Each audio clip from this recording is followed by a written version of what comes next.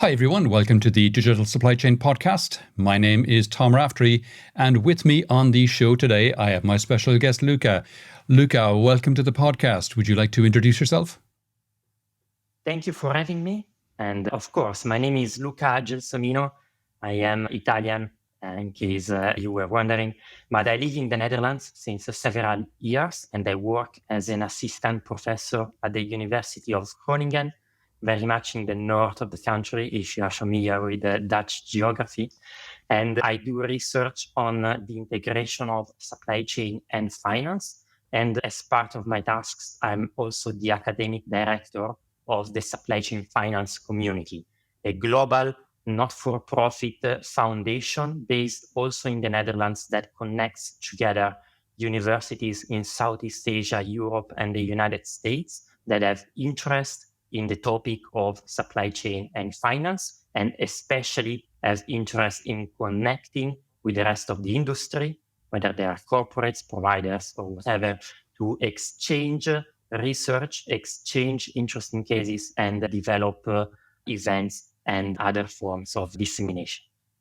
Okay, fantastic. And we met, Luca, last week at or is it 2 weeks ago now? I'm losing track, at the CSCMP event in Barcelona.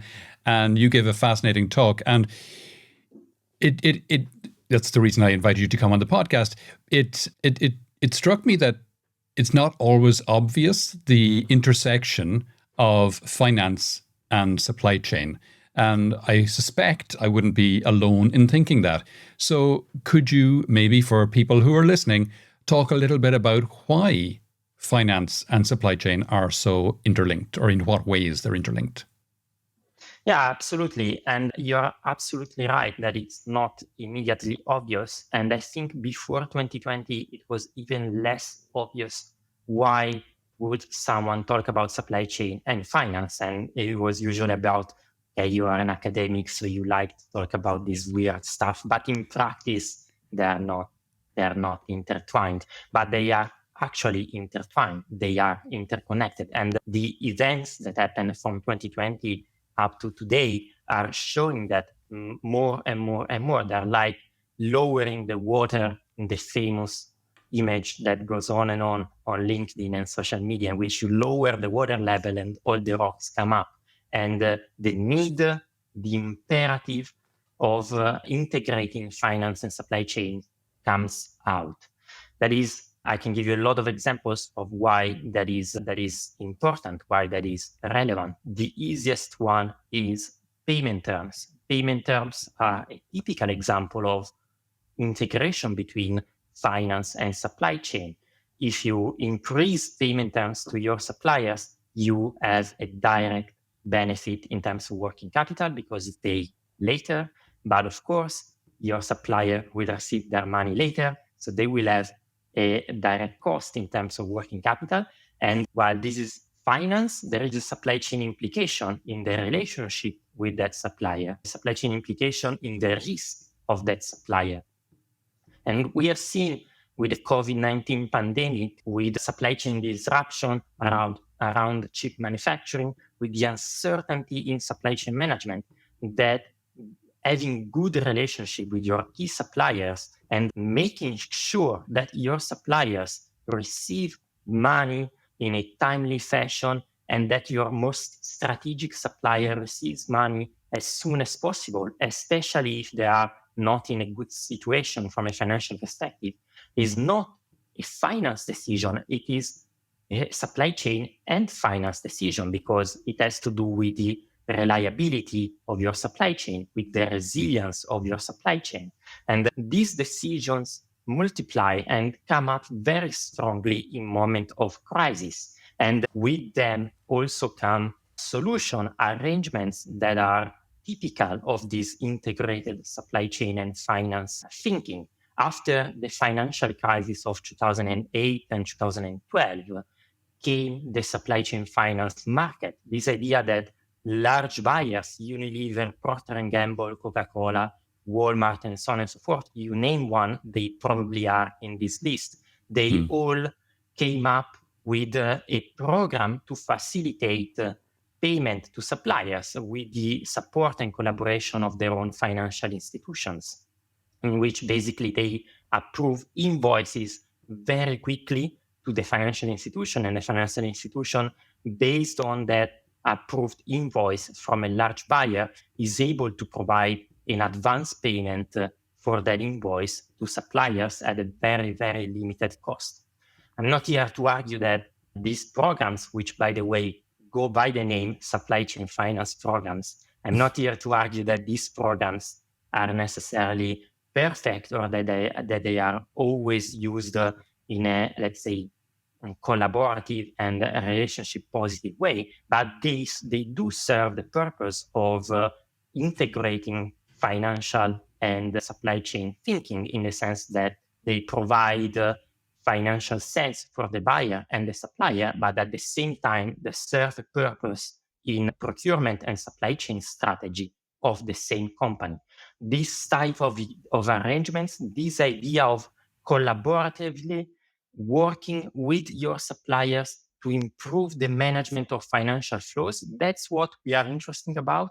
That's what the companies that we talk with, the companies that work with us and with whom we collaborate from a researcher perspective, that's what they are interested about. And we call this the imperative of integrated thinking, the idea that there's not anymore a supply chain and a finance strategy, but that these two must come together, especially in times of strong uncertainty, in order to provide more value through collaboration to all the companies in the supply chain. Okay. And I can see the benefit to the suppliers in getting timely payments, and the benefit to the buyers in that it takes some of the risk out of the suppliers that they have. It makes the suppliers more secure, less likely to fail. Are there other benefits to both parties that I'm not seeing there? Yes, well, of course, I have to mention that I don't want to come across as overly naive. So it's important to mention that buyers also have financial gains by doing these schemes. For example, they repay financial institutions later than when they would repay suppliers outside of the scheme. So that is a net gain also for the buyer. So there is a financial gain, but that's in normal terms, that is okay, because it means that the solution makes sense from a financial perspective, also from the buyer. So there are net gains on both sides, and net gains from a financial as well as a supply chain solution. But beside the financial gain on both sides, beside the increase in the quality of the relationship that should happen if everything is set up correctly, I would say that these programs also carry out a lot of opportunities, some of which have not yet materialized fully, but that we started to see them coming around in the market a lot. One of the opportunities comes from, I would say, the sustainability angle. So the idea that some buyers and companies like Puma, Levi's, and Nike are at the forefront of doing this. Some buyers, as I was saying, are starting to use these programs as a sort of reward for sustainable suppliers. So in 2015, in 2016, Puma, for example, started these programs of facilitating payments to suppliers, and they added a component that said, well, okay, I will give the best terms and I will work with my banks so that the best terms go to suppliers that have the best sustainability rating, so that my suppliers, the one that drive my own sustainable performance by being sustainable suppliers, they also get a direct, measurable financial gain, financial benefit by doing so. And this has a lot of, it's a very big opportunity for buyers right now, because it connects together the objective of the buyer from a sustainability perspective with the possibility to offer a tangible financial gain to suppliers if they behave more sustainable. To the point that after this initial program that started in 2016 that involved those three buyers, nowadays We know there are many, many more programs active in the market. I cannot even remember all of them, but I can mention Bridgestone, Enkel, and many other large corporates, Nestle, that are doing this type of programs. It gives the buyer a nice PR material, so I'm being sustainable and giving the financial incentives. It gives suppliers financial incentives to be more sustainable, and overall, it promotes this idea of sustainability across the supply chain. These type of opportunities are what are driving the development of supply chain finance.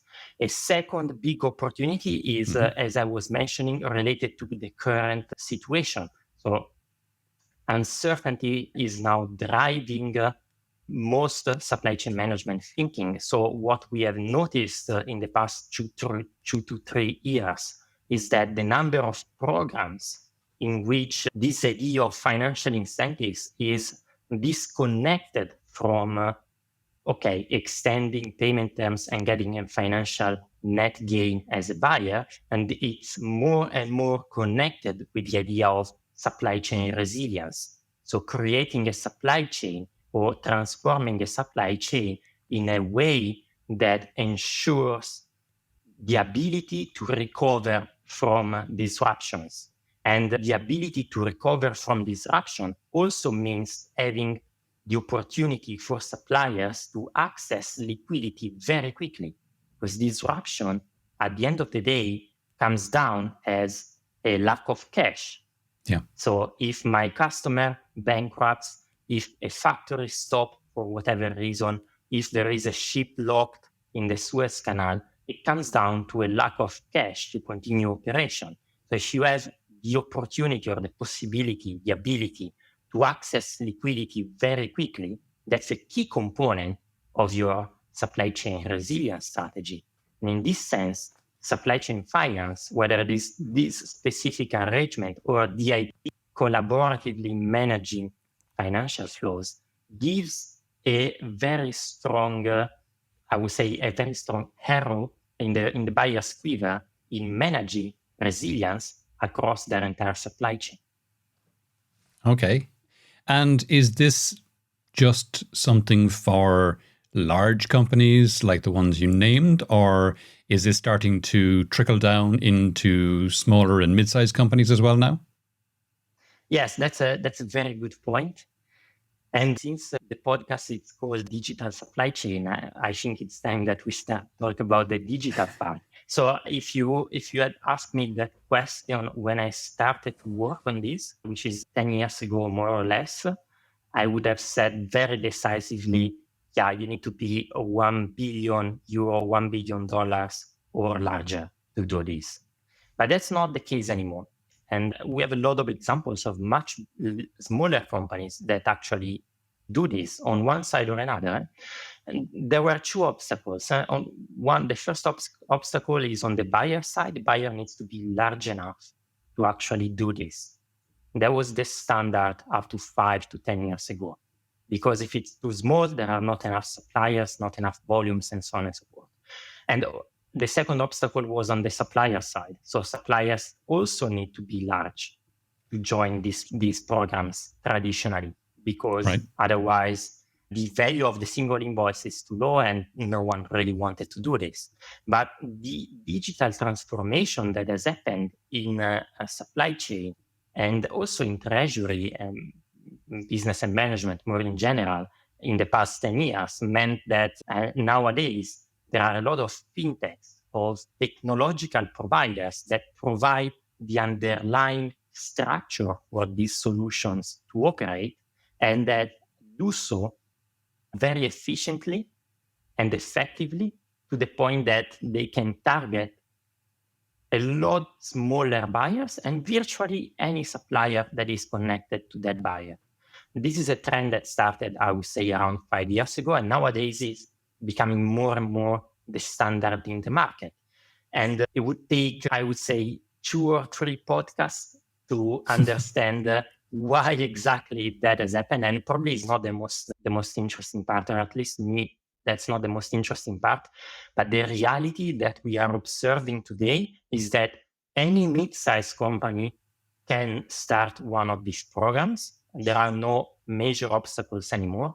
And all of their suppliers, no matter how small, can access some form of advance payment on their invoice or any type of supply chain finance solution. Okay, and just from a practical perspective, how would a mid-size program, or sorry, how would a mid-size organization start such a program?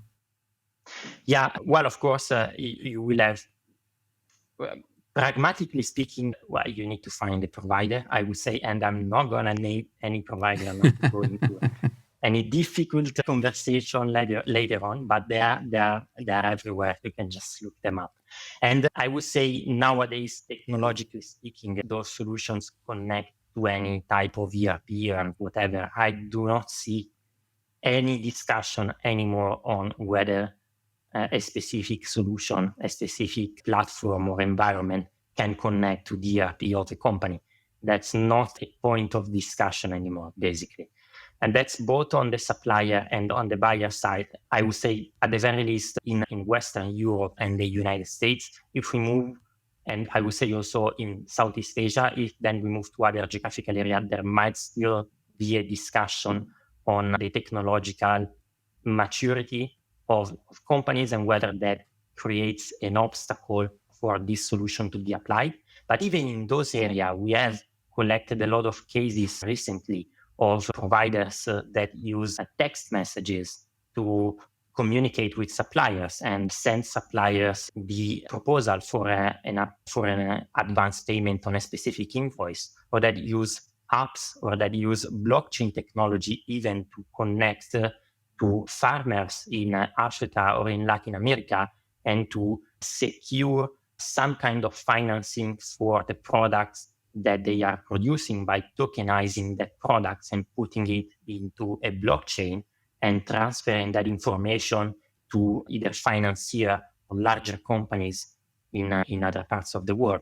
So I would say the digital transformation is making supply chain finance more and more available to any company everywhere in the world. And that is a very positive development because, as we know, and as we always say, 10 years ago, it was a matter of large buyer with large suppliers, and the one that needed the most, which were probably smaller suppliers, were cut off. Now we are bringing into the programs the smaller suppliers, and we are bringing into the programs mid-sized companies that maybe are not in the Netherlands or in the United States. And that's a very positive development. Okay, and where to next for these kind of programs? I mean, what do you see happening in these in the next 5-10 years? Absolutely. I think that the most important development right now in the market is this idea of going beyond the first tier of supply. So if you think about the supply chain, we usually think about a very linear thing that goes on from raw materials to consumption. So basically from us here up to the distributor, wholesaler, manufacturer, and so on and so forth. But actually, supply chains are a network, and network is a better representation for a supply chain than actually a linear chain. And if you think about a network, you realize that the idea of a single buyer and their first tier suppliers, so the supplier directly connected to them, it's kind of limiting very much the scope of supply chain management for that buyer.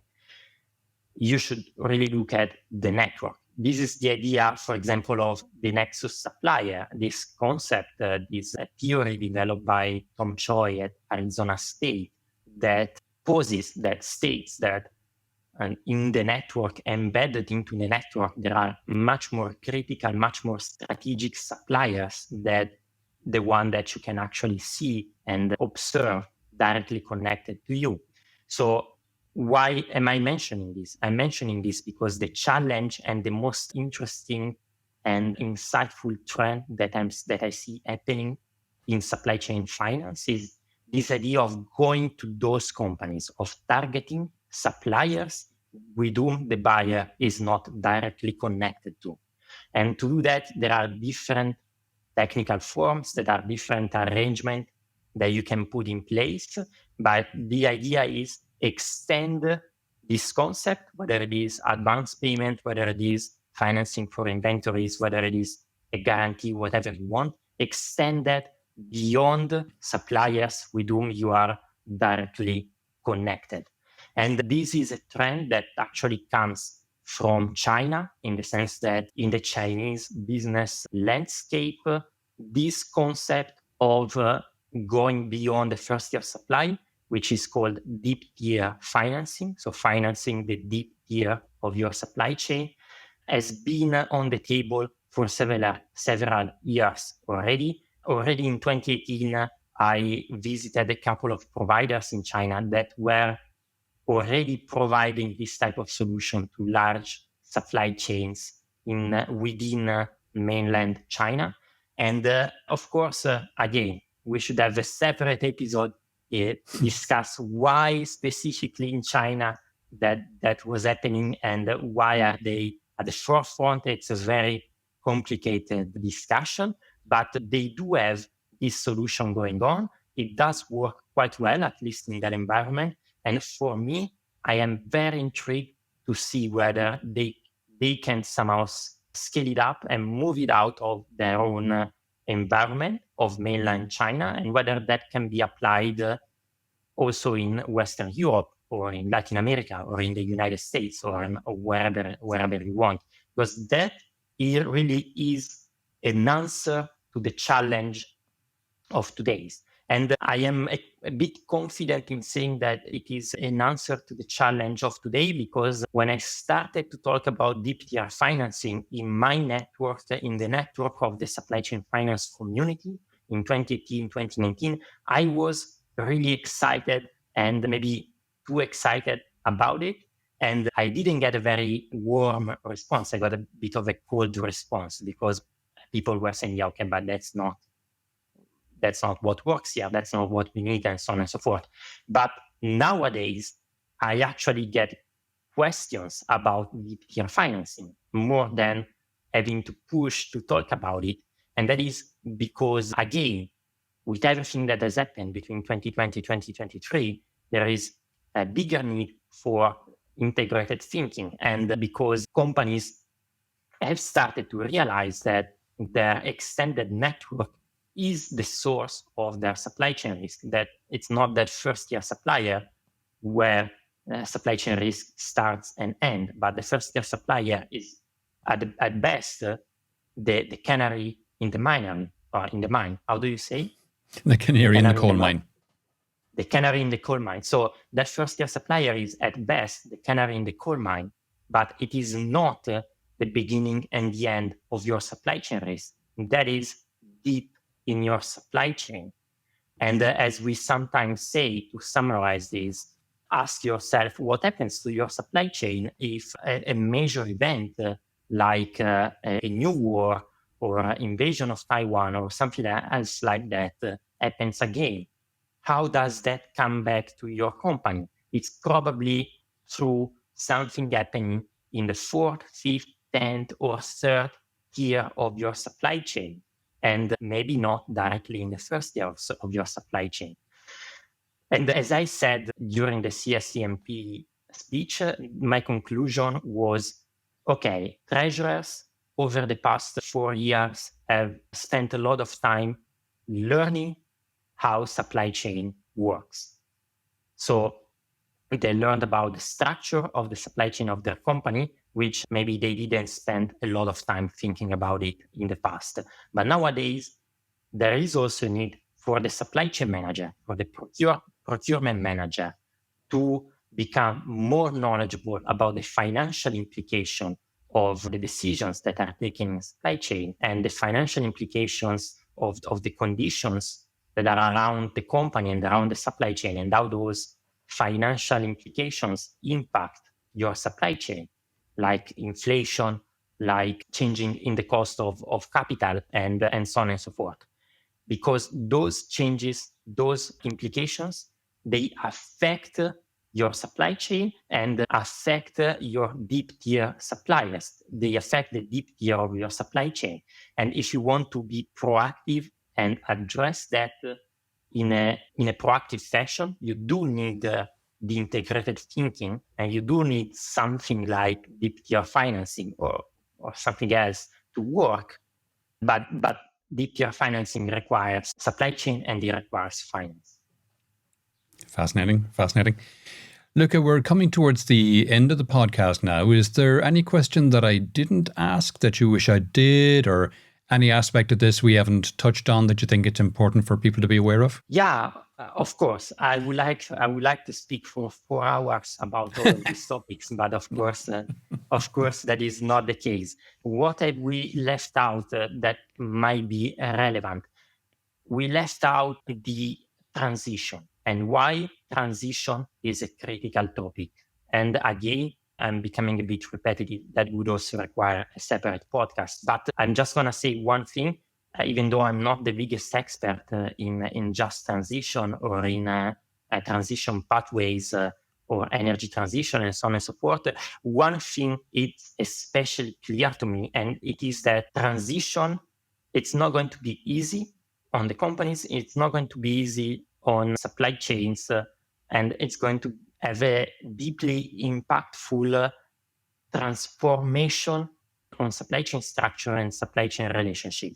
And one way in which I think this could be governed is to have not only a good command of supply chains and not only a good governance of the supply chain, whether it can be supply chain resilience models or whatever it is, but also the right financial structure in place.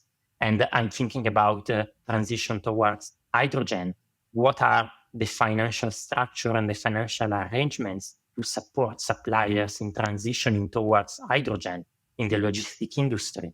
I'm thinking about regenerative processes in agriculture. What are the financial incentive systems? What are the financial products that are going to be offered to support the transition towards regenerative processes in agriculture? I think that transition, whether it is energy, regeneration, circular economy, is everything that we have experienced in the past 3 years times 100. And if supply chain and finance was relevant in the past 3 years, if the integration was an imperative in the past 3 years, it's going to be 100 times an imperative when transition will need to happen, which is rather soon than later. So my message and what I came to believe is that transition needs not only supply chain governance, not only financial funds and grants and whatever, but integration between supply chain and finance.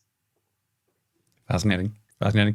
Luca, if people would like to know more about yourself or any of the topics we discussed in the podcast today, where would you have me send them?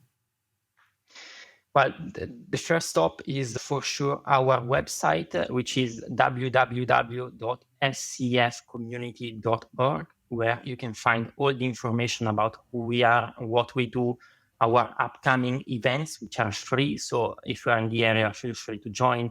And if you want to get in contact with me or the other people that work with me in the SCF community, you can look us up on LinkedIn. That's probably the easiest way. And send us a quick message. We are always open to talk with everyone. Perfect. I'll put those links as well in the show notes of this episode so everyone has access to them. Luca, that's been fantastic. Thanks a million for coming on the podcast today. Thank you for having me. It's been a pleasure.